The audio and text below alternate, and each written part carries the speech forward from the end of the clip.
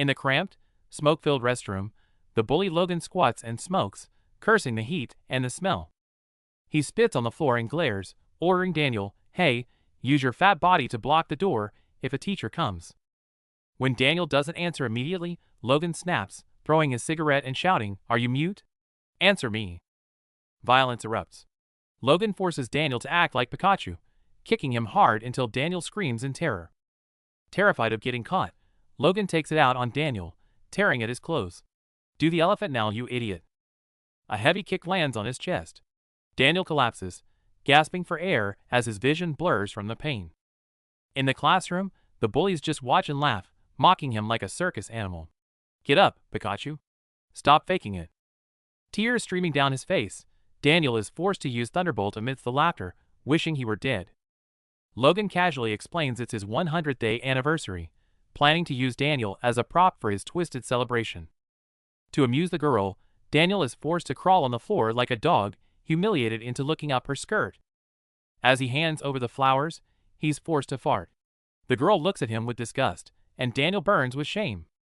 After a hellish day, he comes home to instant ramen. He feels pathetic relying on his mom, but craves the comfort. Mom scolds him for adding an egg. Unable to take it anymore, Daniel whispers, "I want to transfer schools." Mom turns in shock, listing their financial struggles. Daniel shrinks into the corner, drowning in despair. His grief turns into misdirected rage at his mom. He screams like a madman, "I don't need friends. I want to leave. What have you ever done for me?" He punches the wall, taking out all his trauma on the person who loves him most. Regret hits him instantly. He buries his face in the blanket, sobbing and apologizing to her in his heart. "I'm such garbage." He loathes himself, but the terror returns as he realizes he has to face that hellish school again. Walking to school the next day, his hand throbs. Nightmares of the bullying flash through his mind. Before he even enters, the nightmare voice calls out, "Hey, piggy." Logan is waiting on the steps, grinning. Oppression follows him everywhere. Logan steals his PE kit and mocks his weight. He lies to his mom to cover it up, but finally, he's had enough and steps into the staff room. The teacher is annoyed by the sudden transfer request. She mutters a half-hearted apology for neglecting him, only to deliver the crushing truth. With his grades, no school will take him.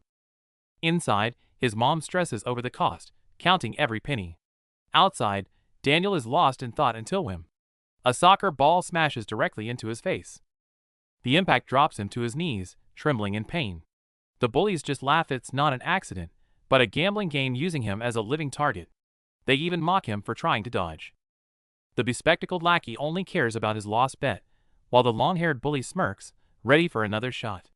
Ignoring the girl's protests, he sprints forward, winding up for a brutal kick.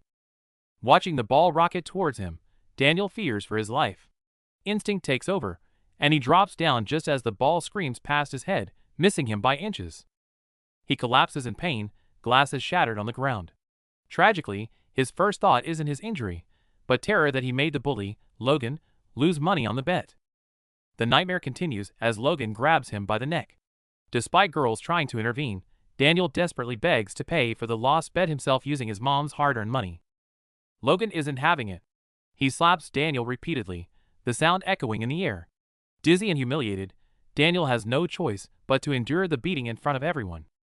Suddenly, a pair of floral pants steps into the frame. A furious roar, "You goddamn jerks," freezes everyone in their tracks. His mom rushes in, checking his injuries and screaming at the bullies.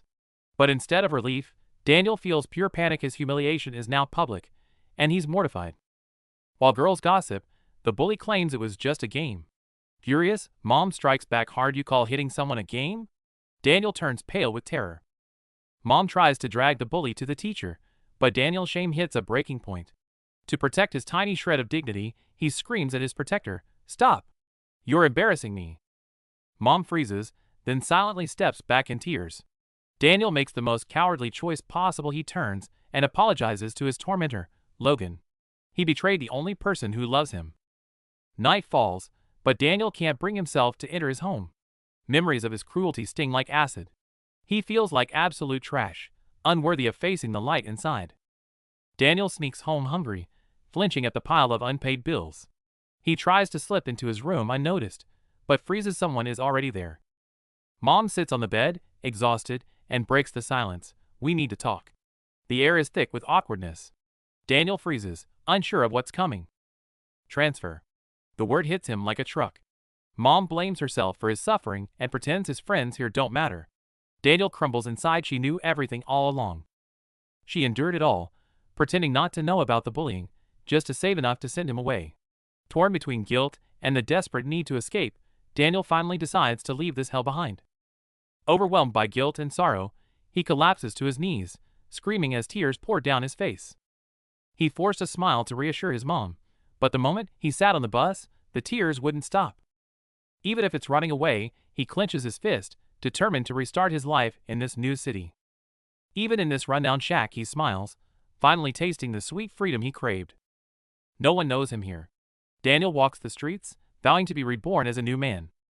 Like a cicada shedding its shell, he gathers his courage and steps into a hair salon to change. Intimidated by the fancy shop, he hides in a corner seat and stutters through the stylist's questions. The stylist tells him to lose the glasses. A few snips later, a stranger stares back from the mirror.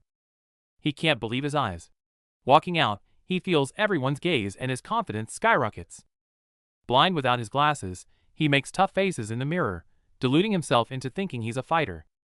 While acting tough on the street, he locks eyes with a girl and instantly freezes in embarrassment. Misreading her fear as shyness, he puts on a creepy grin and tries to hit on her. Bad luck strikes. Her boyfriend arrives. It's the hot-headed boxer Zach. The air turns ice cold. The girl drags her boyfriend away, saving Daniel's skin, but Zach leaves him with a chilling threat. Instead of relief, he twists the memory, interpreting her apology as a sign of romantic interest. Desperate to keep up his cool act, he makes a fatal mistake and chases after the couple. Panting, he foolishly suggests they all grab coffee. Zach just responds with a cruel smirk. He thinks his plan worked, until Zach turns around, towering over him with terrifying intent. No words, just violence. A fist connects with his face, and he screams as his hair is yanked back. Worse than the pain is the sound of camera shutters. His humiliation goes viral instantly. Daniel curls up in the corner, phone screen illuminating his tear-streaked face. The bullying video has gone viral, and thousands of hateful comments flood in, crushing his soul. He checks his contacts for help but finds only his mom and delivery numbers. In this cramped room, the crushing reality of his isolation sets in. Screaming, "I'm human too!" Into the darkness, he sobs until his body gives out, finally collapsing into an exhausted sleep. He wakes up with a sudden start, needing the bathroom. As he stands, something feels off. His perspective is higher than usual. Feeling strangely light after using the toilet, he notices the ceiling is alarmingly close, and the sink looks way too low. Expecting swollen eyes from crying, he checks the mirror only to find a clear, sharp gaze with no trace of last night's trauma. He steps back and gasps. Reflected in the mirror is a tall, muscular stranger with a perfect physique, mirroring his shock. Time freezes. He stares blankly at this alien body, his brain completely short-circuiting, unable to form a single word. He collapses to the floor, the sharp pain confirming reality. Panic explodes. He frantically thinks about calling the police or his mom. He glances back at the bed, and his heart stops. His original, overweight self is still there, sleeping soundly. The situation is insane. His original body lies sleeping, while his consciousness has awakened inside this perfect vessel. Handsome Daniel hides behind the door, peeking nervously at the snoring figure on the bed, confirming it is definitely his original self. The muscles feel powerful, the sweat feels real. In this shabby room, the absurd reality of two bodies coexisting hits him hard. He frantically takes selfies and searches doppelganger online to no avail. His trembling finger hovers over the 911 dial button. Fear of becoming a lab rat or terrifying his mom stops him. He decides to bury this secret deep inside. Only I can fix this. Mustering his courage, he walks to the bed, intending to wake his sleeping original self to see what happens. He shakes the chubby body, calling out, "Hey, wake up!"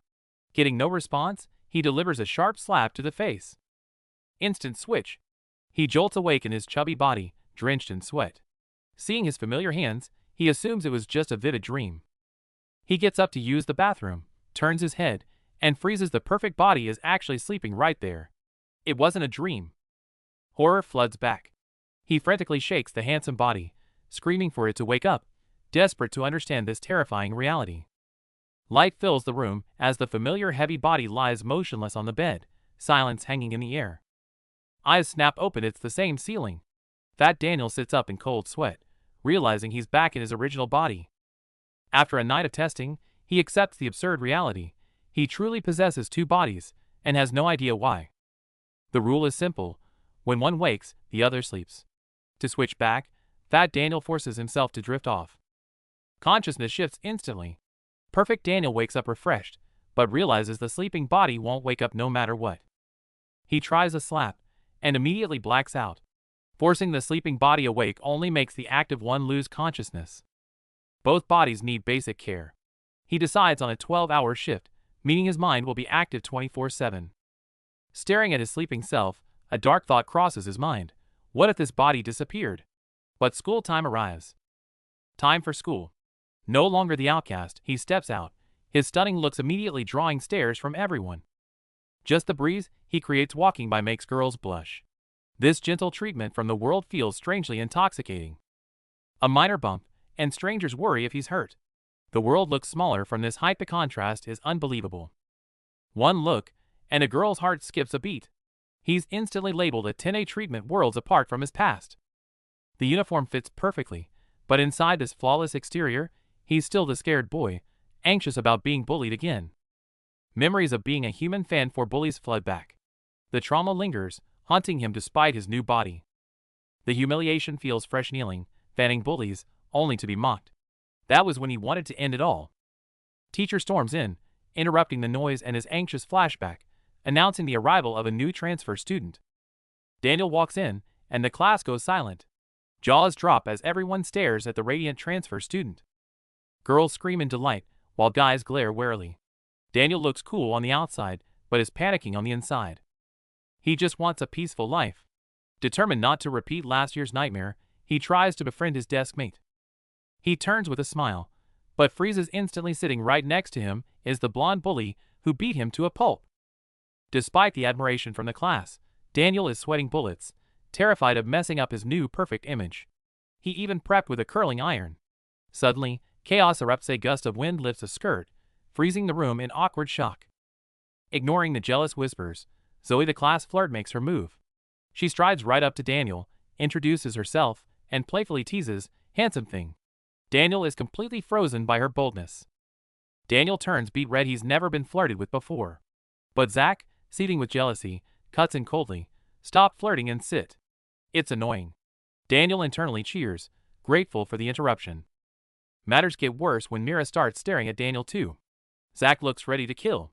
Daniel sweats profusely, sensing the hostility. This new arts high school is already feeling like a battlefield. It's a different world here. Students alter uniforms and dye their hair freely. The halls are filled with future idols and models. Amidst this overwhelming freedom, the lunch bell finally rings. The cafeteria transforms into a fan club. Daniel simply grabs a tray, and girls scream in admiration. He is the new superstar, while others watch in anxious jealousy. The boys whisper jealously about the new transfer. Suddenly, Zach interrupts, his eyes wide with aggression. "We need to talk after lunch," he demands. Daniel freezes, terror washing over him.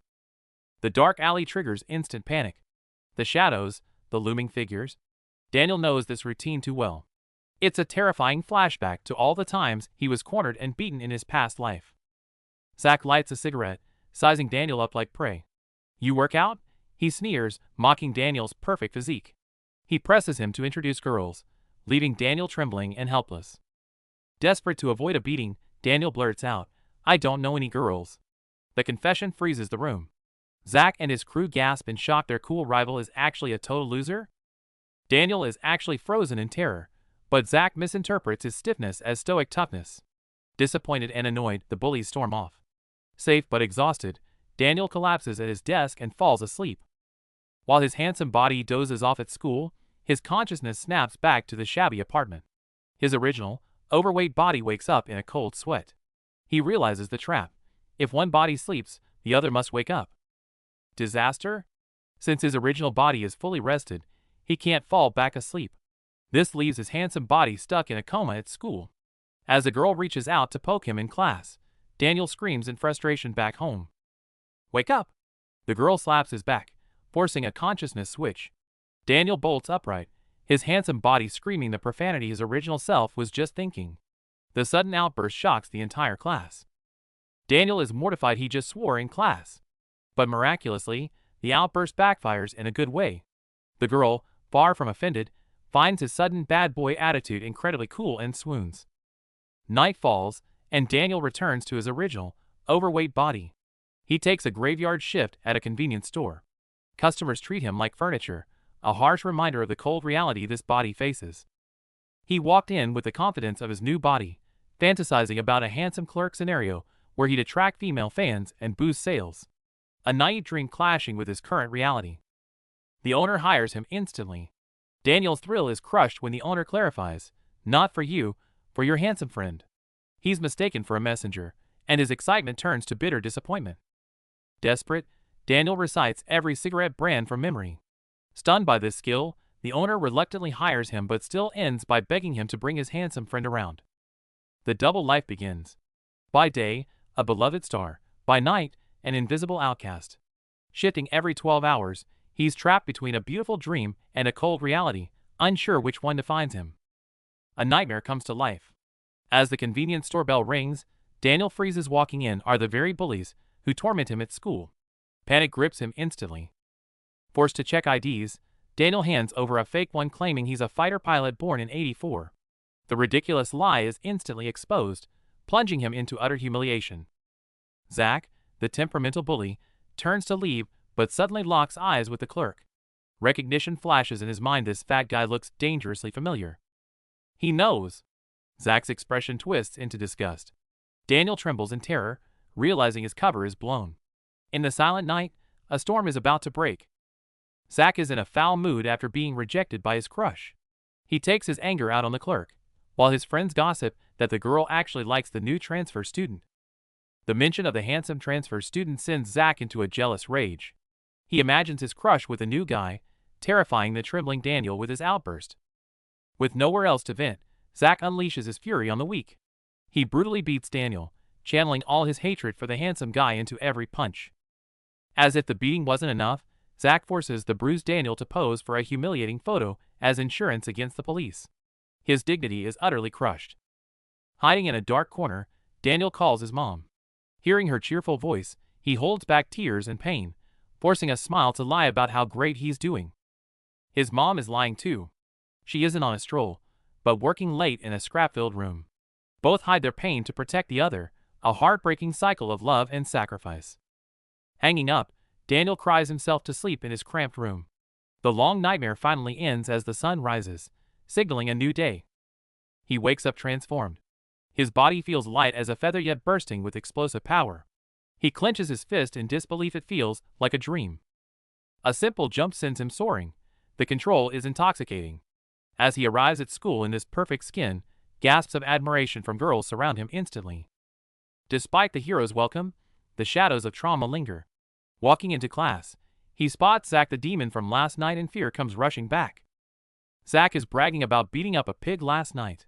When he announces he has a nude photo of the victim, Daniel's mind goes blank with shock. Watching them laugh at his other body's humiliation, Daniel clenches his fist until it cracks. It's not just a photo, it's his dignity on display. Rage finally ignites. While the girls recoil in disgust, Zach beams with pride. Daniel maintains a cool exterior, but inside, he's screaming desperately, "Stop! Don't show them!" Even the newbie who liked Zach is terrified, and Mira is visibly disgusted by his violent behavior. Zach's bragging is only making him look like a thug. Whispers fill the room. Zach was a boxing prodigy in middle school. Hearing about his glory days, Daniel feels only irony. Are professional fists meant for beating the weak? While Daniel trembles sitting next to the bully, Zoe, the class queen, swoops in. Ignoring Zach completely, she flirts aggressively with Daniel, making the tension even thicker. The bullies cross the line, spewing vile insults about his mother without a shred of empathy. Guilt pierces through him as he remembers his mother's struggle. He decides he can't stay silent anymore. "You've gone too far." His cold voice cuts through the air, freezing the bully's invisible shock. Humiliated in front of his crush Mira, Zach kicks over a desk, his temper exploding instantly. Word spreads like wildfire. Everyone rushes to see the showdown between the new heartthrob and the boxer. They stand face to face, but beneath the cool exterior, Daniel is terrified, knowing he has no fighting skills. Zack clenches his fist, confident in a one-punch knockout, while Daniel stands frozen in sheer terror. Suddenly, the silent Jae-hong steps in, catching Zack's fist with a grip surprisingly like steel. Enraged, Zack shakes off the interference and lunges at Daniel, screaming in uncontrolled fury. Seeing the fist approach, Daniel is triggered by memories of his childhood trauma, a fear he knows too well. Having been hit so many times, he developed an instinct. The incoming punch looks like it's moving in slow motion.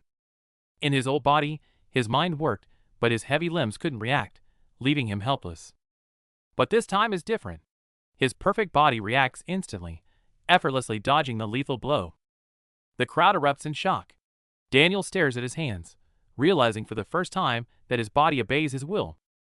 Flashback to Zack's past. He was always a fighting prodigy, too fast for anyone to touch. In high school, he remained undefeated, finding violence boringly easy due to his overwhelming speed. Back in the present, Zack can't land a single hit. Daniel dodges everything, leaving the crowd dumbfounded. Noticing Mira watching, Zack's ego crumbles, and he launches a desperate, full-force attack to save face. But in that split second, the killer punch is anticipated. Daniel reads the move without breaking a sweat. Zack gasps for air, unable to believe his moves were read so easily, while Daniel remains perfectly calm. Zack is exhausted, sweat dripping as he dodges, but the crowd's noise fades. A dark memory triggers insults about pigs and his mother, igniting a deep, blinding rage. Fueled by confusion and anger, Daniel lashes out, screaming, "What did I do wrong?" But Zack weaves effortlessly, a master of dodging, leaving Daniel frozen in shock. A heavy thud. Daniel's fist buries itself in Zack's gut. The boxer crumples, gasping for air, while bystanders watch in awe. That was a perfect strike to the solar plexus. The impact triggers a chaotic montage of violence, fists flying, phones recording, humiliation. It's a brutal reminder of the cycle of abuse, blurring the line between predator and prey. Muscles tense, eyes sharpen like blades. Silence falls, broken only by the squeak of sneakers and the grip on fabric. The air is thick with impending violence. It's over in a split second. Daniel lands a devastating blow, sending Zack crashing to the floor, bloody and broken. The hallway erupts. Nobody can believe the boxer was taken down in one shot. Daniel stares at his trembling hands, horrified by his own strength. Yet the crowd cheers wildly, praising the ruthless knockout. The disconnect between his guilt and their bloodlust is sickening. The admiration feels toxic. Panicking, Daniel thinks of Mira and snaps. Drenched in sweat, he screams at the smiling faces around him. "Did you enjoy that? Look away." Looking in the mirror, a ghost of his past self stares back. The realization hits hard. He has become the very thing he hated, a predator instilling fear in others. Rewind to the restroom, thick with smoke. A group of delinquents is plotting. With Zack out of the picture, they see an opening to jump the new transfer student. While the gang brags about their ambush plans, Zack sits alone in an empty classroom. He hears the rumors but dismisses the plotters with a cold, cynical sneer. Word spreads fast.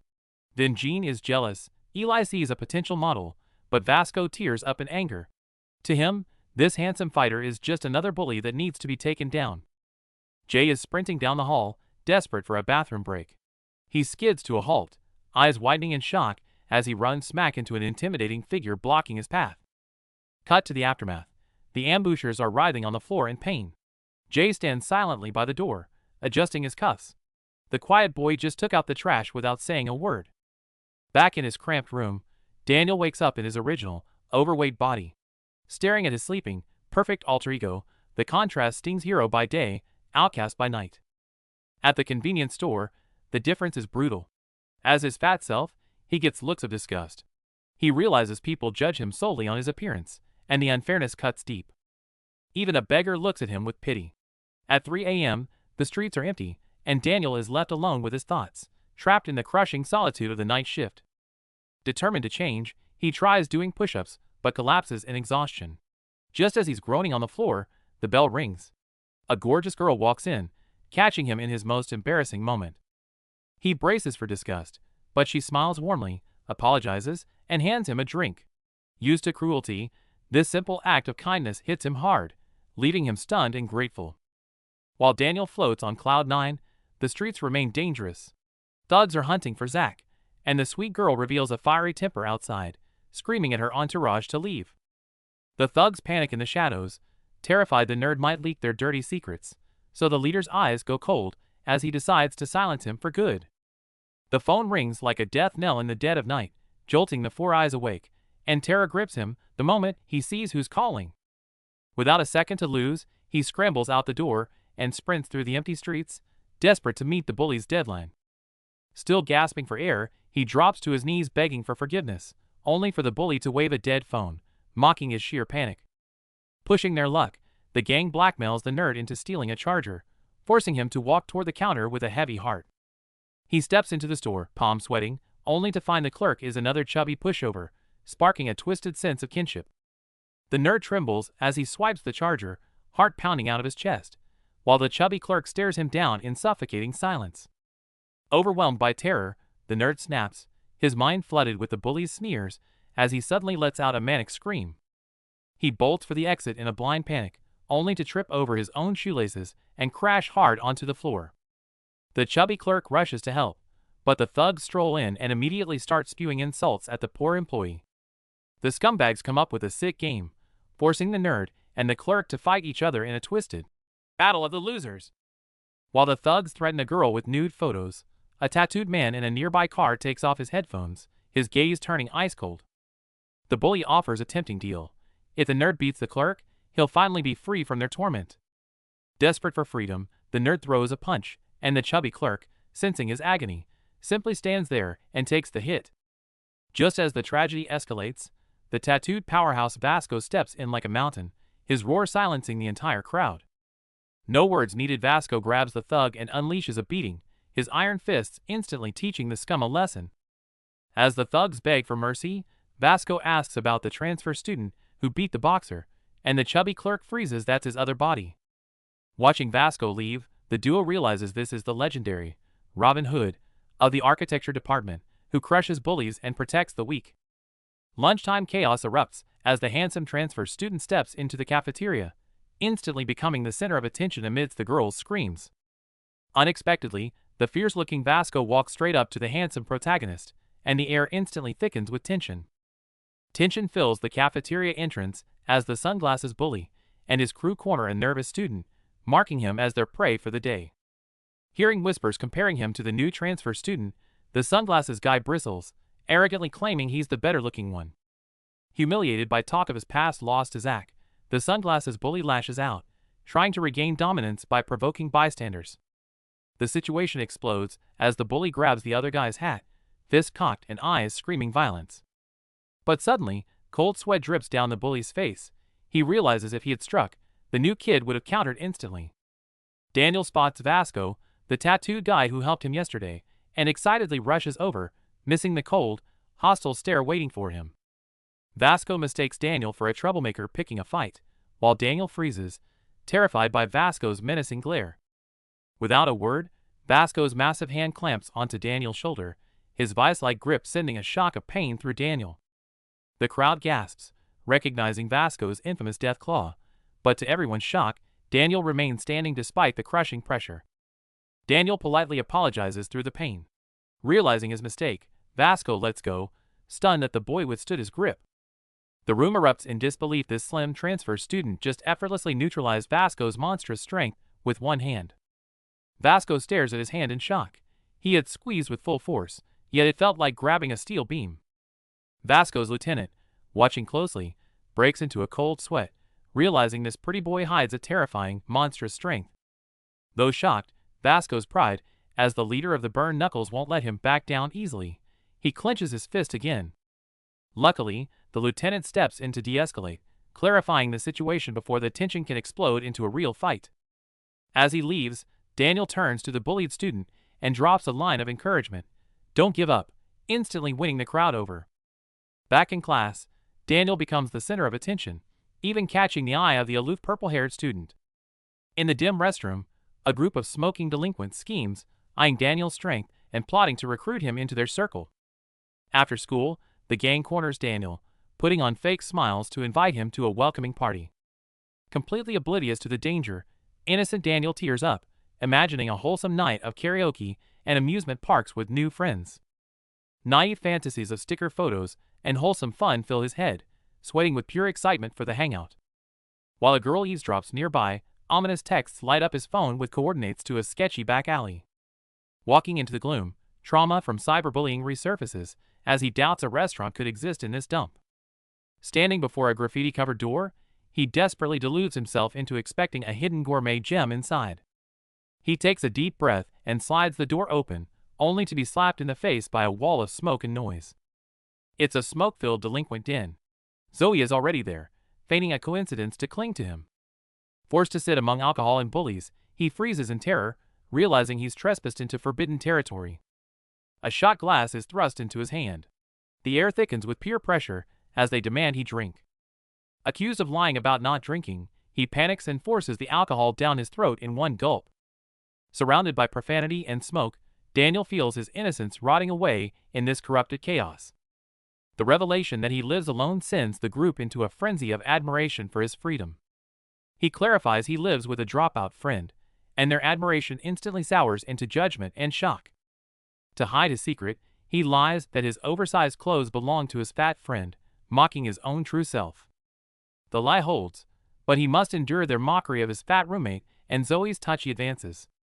The intimidation spikes as the fierce owner barges in, warning the underage kids to keep it down. Her commanding presence silences the room, even making the arrogant Zach look nervous. But upon spotting handsome Daniel, the owner flips instantly, her glare melting into predatory lust. She aggressively throws herself at Daniel, offering to feed him, while Zoe watches in stunned jealousy. Chaos erupts as boys get nosebleeds from the scene, and Daniel sweats bullets under the owner's interrogation.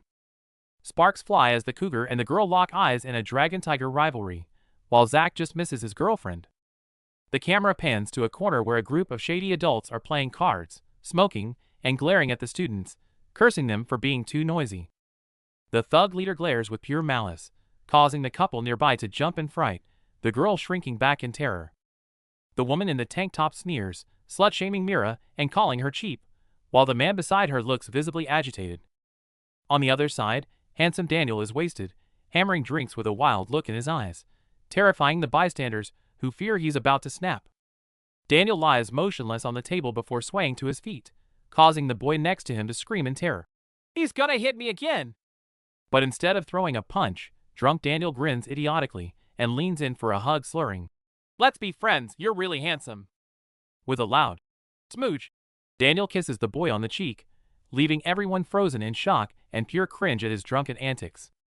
Daniel then clings to Mira, drunkenly claiming her, while Mira dies of embarrassment as her mom cheerfully offers him another drink. Thinking it's water, Daniel chugs it down, only to become a human fountain a second later, realizing he just downed straight soju.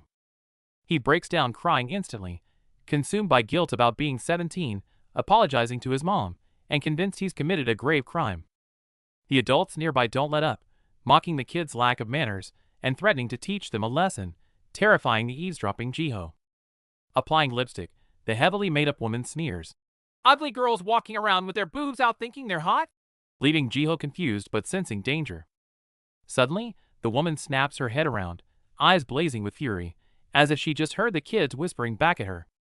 Tension spikes as the adults get louder, completely disregarding the setting, their words dripping with provocation and threats toward the students. The thug picks his teeth nonchalantly, dismissing the students, while Jiho trembles in fear as the three burly men opposite them glare with murderous intent. The woman keeps ranting about sluts, oblivious to her own hypocrisy, until she suddenly snaps, crushing the cup in her hand with a sharp crack.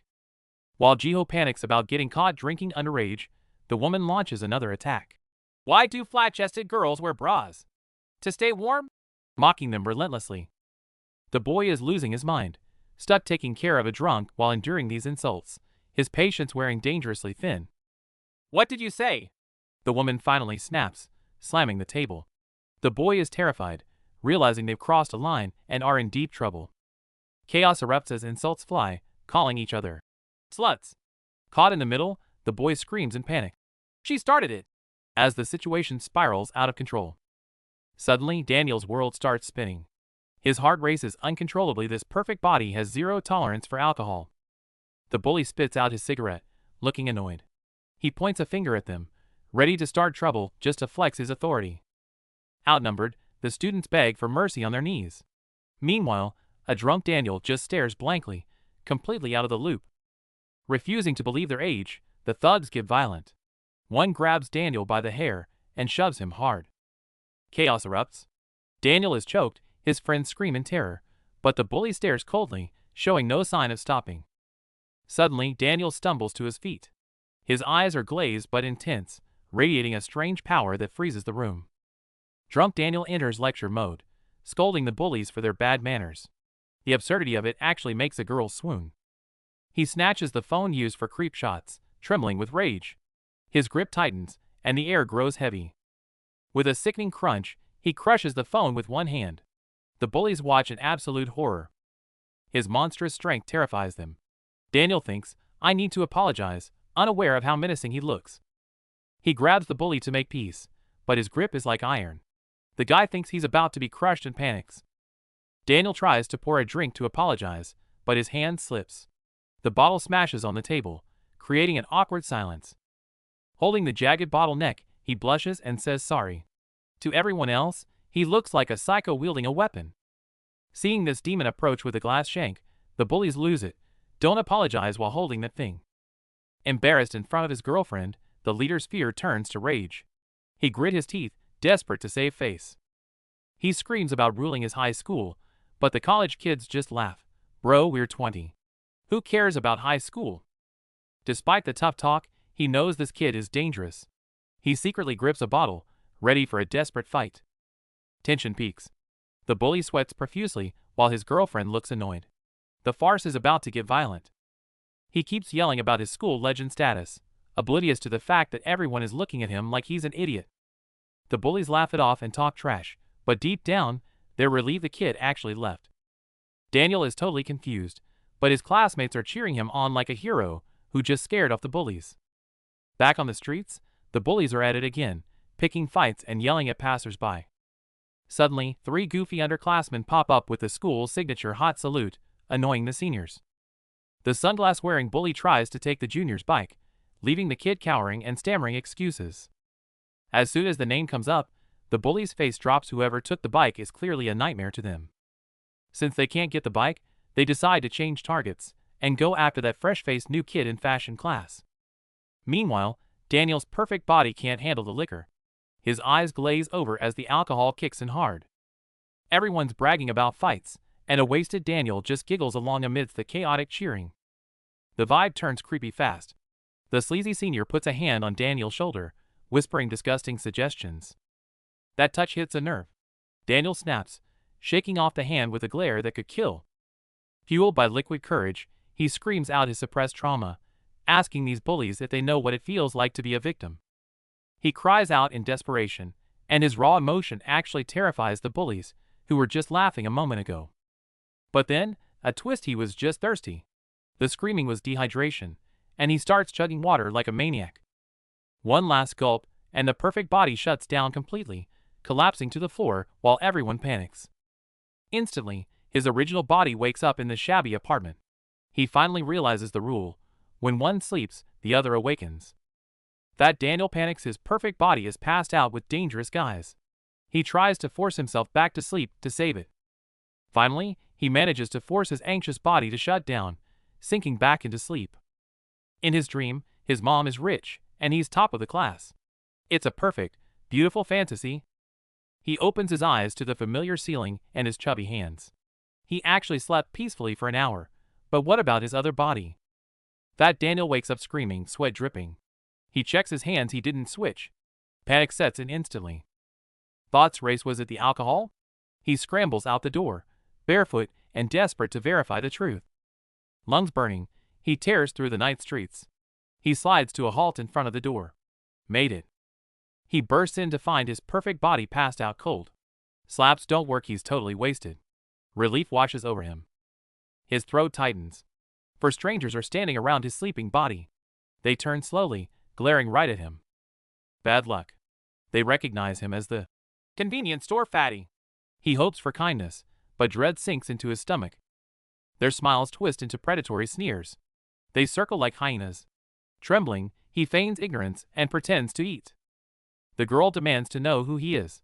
He falls to his knees, screaming internally for his other body. It's right there, but he can't touch it. Suddenly, a drunk Zack stumbles forward. He spreads his arms wide and shouts, "Piggy!" The enthusiasm is terrifying. Zack crushes him in a bear hug, defending, "It's Piggy!" Seizing the chance, Fat Daniel lies. He's here to pick up his friend. The room erupts in disbelief. Fat Daniel is friends with the school star? He sweats bullets, terrified his lie will crumble. They misunderstand completely, pitying cool Daniel as a gangster slave. The girl excitedly tries to fish for his address.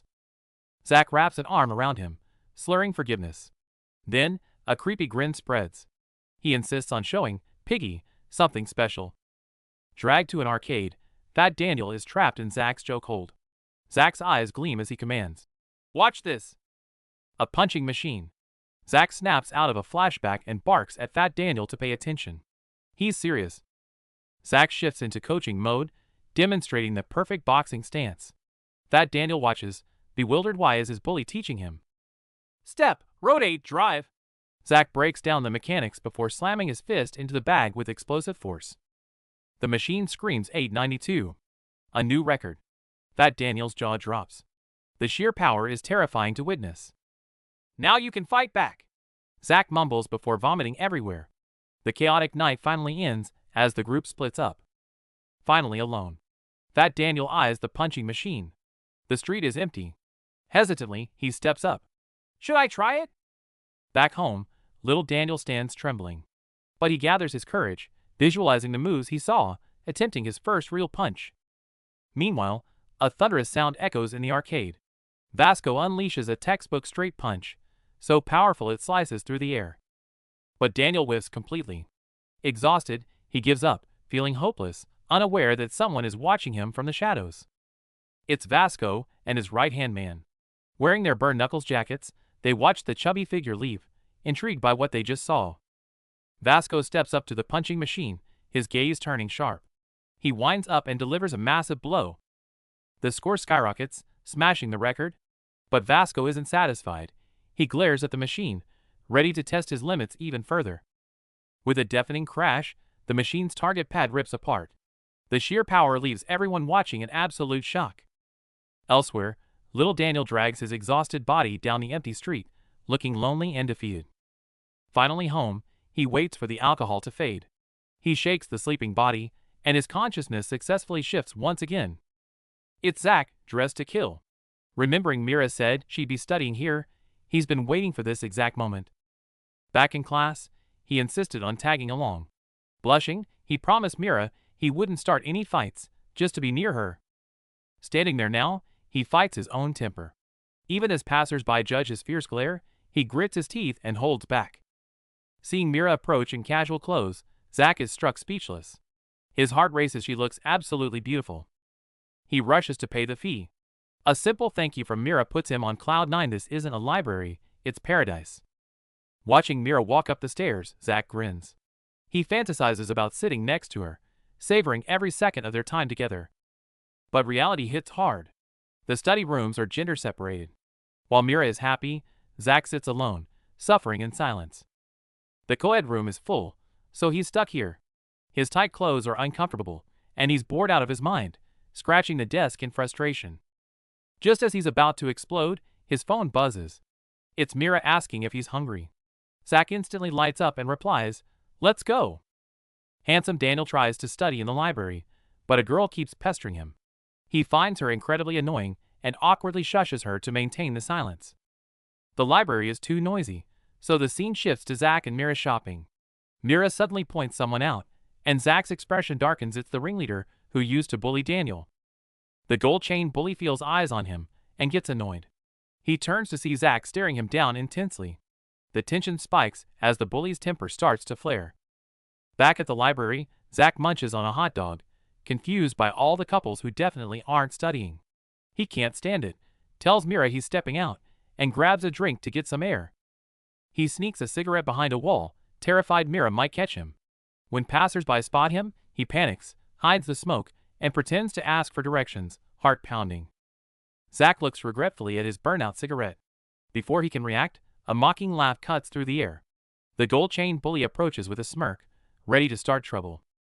In a narrow alley, the gold-chain bully squats arrogantly, backed by his crew, blocking Zack's path. They spew insults trying to provoke him, but Zack just stares them down coldly, silent. Meanwhile, Daniel's mom wanders the confusing alleys of Seoul, clutching a crumpled address. Sweating and carrying a worn-out bag, she desperately searches for her son, worried sick. Fat Daniel sleeps soundly in his small room, and consciousness shifts. Handsome Daniel stands under the blue sky, looking confused and groggy, as if just waking up. Back in the alley near the library, the bullies have Zack surrounded. The bald guy and the gold chain leader threaten to teach him a lesson, and the tension hits a breaking point. The bullies mock him, bringing up old humiliations and calling him a crybaby. Zack recalls the shame, but Myra's voice hating violence echoes in his mind, forcing him to grit his teeth and endure it. Zack keeps his hands in his pockets, suppressing the urge to fight, and warns them to back off. The bullies flinch at his aura, but realize he won't strike, erupting into even louder, mocking laughter. Zack chooses to walk away, letting them go. The bullies mistake his restraint for weakness, shouting insults at his back, convinced he's scared, and decide to follow him to the snack shop. Zack returns to the snack shop, greeted by Myra's smile, but the bullies barge in. They deliberately cut in line, shoving Zack aside and calling him a loser, testing his limits. Faced with such blatant provocation, Zack's fist clenches tight enough to draw blood. When Mira asks what's wrong, he instantly relaxes his hand, forcing a smile and lying that everything is fine. As soon as Mira steps away, the bullies start trashing the place. Zack turns to find the limited edition chips he bought for Mira are gone, and his temper finally ignites. He turns to see the three bullies lounging in chairs, loudly crunching on the honey butter chips. Watching the crumbs fall, Zack's patience snaps completely. Zack storms up to confront them, but they just wave the chip bag mockingly. To keep the violence away from Mira, Zack takes a deep breath and signals toward the men's room, inviting them inside. Out of sight, the bully leader gets even cockier, using a rubber band to shoot torn paper scraps at Zack's face, laughing hysterically, oblivious to the danger.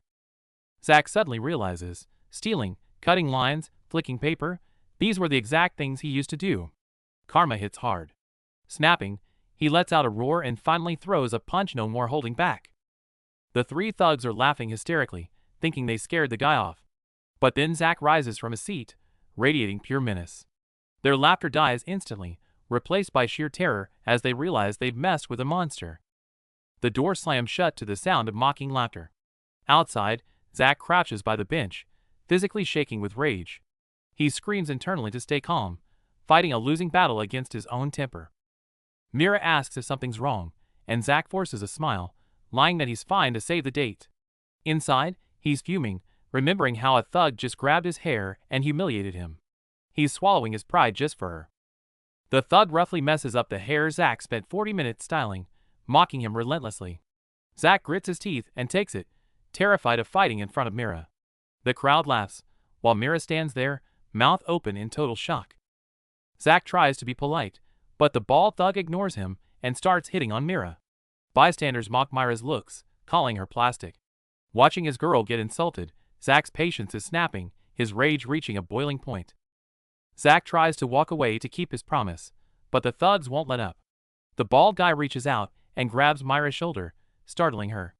That physical contact snaps Zack's last thread of restraint. Restraint gone, Zack unleashes a devastating punch straight to the bald guy's face. The impact is visceral, blood flies, and the thug's face distorts as he's sent flying. Pure explosive rage. The crowd gasps in shock at the one-punch knockout. While the thug twitches on the ground, Zack turns his back to Mira and whispers a heavy sorry. He knows he broke his promise, and the guilt hits instantly. The crowd recognizes him as Zack the boxer and recoil in fear. Zack stands there, eyes burning with intensity, fists clenched tight. His only thought is a cold realization: they never should have touched Mira. No holding back now.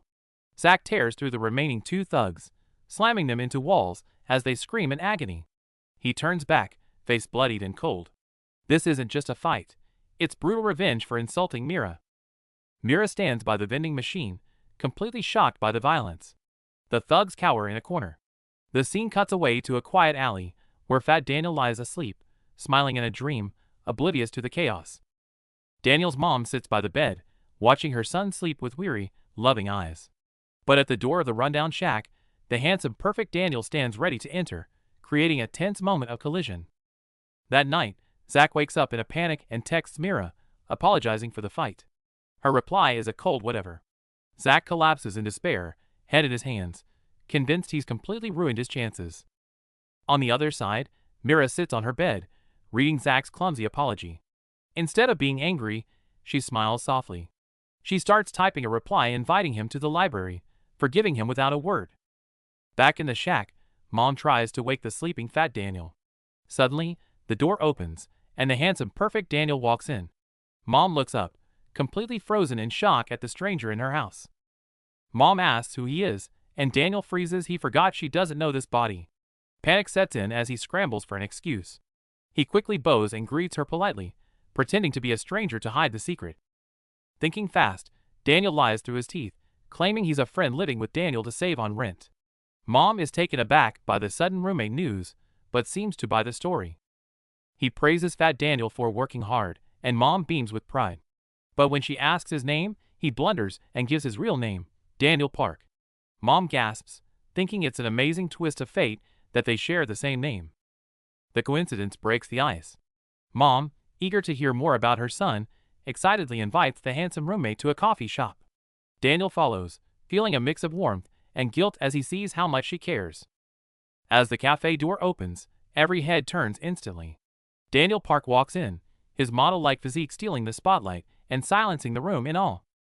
The shop erupts in whispers. While a lady nearby screams frantically into her phone in excitement, Daniel stays cool, walking to the counter to order an Americano. Flashback to the past.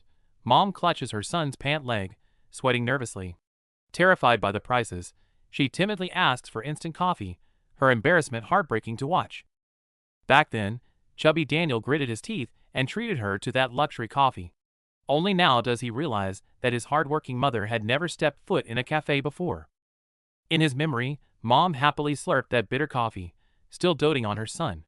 In reality, handsome Daniel sits at the table, tears welling up as the memory hits him hard. Just then, Vasco approaches with a tray, his tattoos contrasting with the delicate task. The staff whisper in shock, surprised to see this tough guy at a cafe with an elderly lady collecting scrap. While Vasco sulks over his milk, the auntie won't stop bragging about her son. Hearing her praise perfect Daniel, Vasco breaks into a cold sweat, drowning in secondhand embarrassment. Mom keeps asking if Daniel is doing okay, every question overflowing with care. Listening from the shadows, Daniel feels a pang of guilt. He's never opened up to her like this before. Vasco steps in to help carry the scrap boxes, but freezes when he sees her face. It's Daniel's mom. She frantically begs him to keep it a secret, terrified of embarrassing her son. She forces a crumpled 5,001 bill into his hand, asking him to look out for her son. Vasco stares at the small change, then at her tattered sleeves, and his heart just breaks. Her only request isn't for herself. She just begs him not to let Daniel get bullied.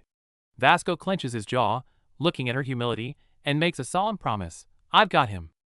Vasco quietly leaves the drinks at Daniel's door and walks away, tears streaming down his face. He doesn't want to wake his friend, only remembering his birthday is coming up, his heart aching. Seeing his mother's tiny back carrying such a heavy burden, Daniel finally wakes up. Staring at his swollen, weak self in the mirror, he swears he can't keep living like this. He has to change. Under the sunset, Vasco suddenly blocks handsome Daniel's path. His eyes are burning with rage as he spits out, "I saw everything, you bastard." Without explanation, Vasco orders Daniel to follow him, clearly looking for a fight. Daniel follows, completely bewildered and terrified by the sudden hostility. At the empty construction site, Vasco rips off his jacket, radiating pure aggression. Daniel stands there shaking, suffocated by the tension, having no idea what he did wrong. Vasco cracks his knuckles, the sound echoing like a countdown. He's dead serious, ready to beat this pretty boy who exploits his friends into the ground. It's a huge misunderstanding. Vasco convinced himself that this handsome guy is enslaving the little one and his mom, living off their blood and sweat. His rage boils over. Thinking of that crumpled 5,001 bill and the enslaved little guy, Vasco snaps. He decides this scum who exploits his parents and the weak needs to be punished, right now. Giving no chance to explain, Vasco roars "You're dead," and launches a devastating punch straight into Daniel's face, putting all his rage into the blow. This is awkward. Vasco thought it'd be an easy win, but the tattooed guy moves like a pro, dodging the ambush with terrifying speed. No time for excuses. The scammer tries to talk his way out, but the guy shuts him down instantly, a hammer-like fist smashing his words right back into his throat. That punch would have been fatal.